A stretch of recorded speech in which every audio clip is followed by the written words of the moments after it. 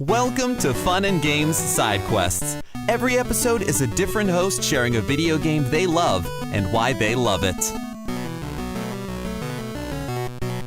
Hello, my name is Stephanie. I am part of the Boss Rush Network. I participate in the Boss Rush podcast. I'm also a copy editor for the Boss Rush website, and I'm so happy to be part of this recording. Thank you so much for inviting me and let me talk about one of my favorite games. I'll be talking briefly a little bit about Stray. Stray was developed by BlueTwelve Studio and published by formerly Annapurna Interactive, one of my favorite publishers. It released back in the summer of 2022, initially on the PlayStation 5. Um, it's no surprise that an animal-based game does really well, usually if it's with a dog or a cat. A lot of cat games lately. I think they kind of copied the Stray formula. I know we have Cat Quest, Little Kitty Big City, and a lot more. But I particularly like Stray. There are a few reasons. Some of it's personal. I have an orange cat of my own. Her name is Paxel, and she's the best. And I did dress her up as Stray for Halloween that year. So there's just something about orange cats that I have a weakness for.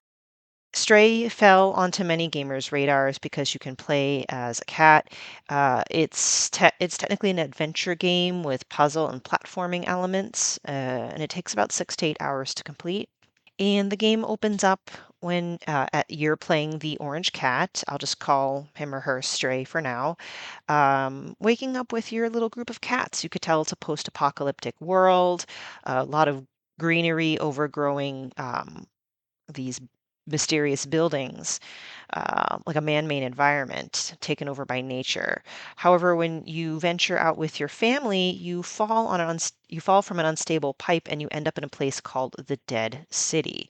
Dead City is very cyberpunk-like, infested with these goopy little creatures that chase you down, and you need to find your way, and you meet these AI robots. Um, at first, they're afraid of you, but then you meet a couple of these robots that are looking to get to the quote unquote outside. So you work with them so you can find your way home. So that's the overall premise of the story. Gameplay is relatively simple. I find it absolutely delightful that there is a dedicated meow button. So you can run, jump, interact with a lot of the environment, knock over paint cans. Just I had a lot of fun just exploring the city. It was very well fleshed out. A lot of contrast between very dark colors and bright neons. And as you explore the city, you see various sectors like the slums, and then a little bit of a quote unquote cleaner part of the dead city. And you also have a little companion named B12. I'll avoid spoilers, but B12 is a little robot that follows you around and helps you try to get out. So there is something to be said about the simplistic nature of the game where you are a cat and you must find your way home. The lack of a presence of humans is very interesting, but also the kind of sci-fi element of these flesh and metal eating zergs. Those are the enemies that you stumble upon once in a while, but you don't really fight them. You just there are various segments where you just have to uh, run away from them. Uh, the developer acknowledged that combat is only ancillary. You're here to experience the world from a cat's point of view and unravel this mysterious and quite frankly unsettling story. So I found Stray to be an absolute delight. Some of my favorite memories from the game is just interacting with specific robots to see how they'd react to what I do, and the various little missions that I accomplish throughout the game. I couldn't stop taking screenshots. and video clips. Uh, and the end just kind of felt heartfelt. It did feel like it opened up to a sequel, but at this point, I'm not really quite sure if that's ever going to happen. So, that's kind of Stray in a nutshell. I really wish there's more I could talk about it, given how much I absolutely love the game. But it is a brief game, simple but enjoyable. It's all about those moments of living a life as a cat and exploring, and I don't want to ruin the exploration experience for you guys. It has expanded, I believe, onto other platforms for more people to enjoy.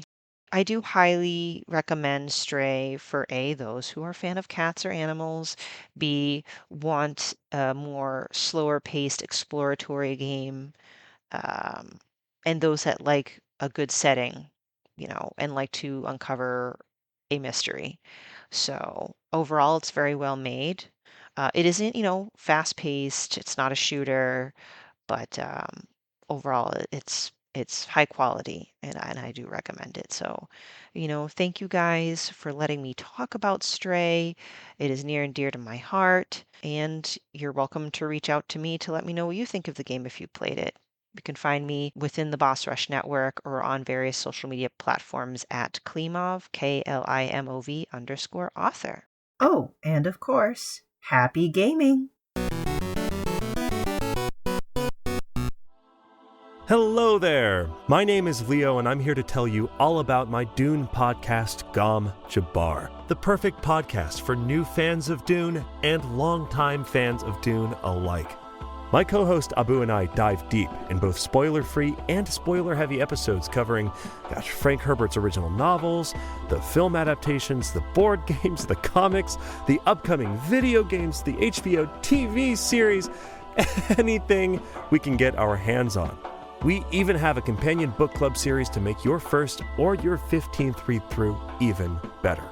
So, if you recently saw Denis Villeneuve's adaptation of Dune, or if you read Dune back when it came out in 1965, this is the podcast for you.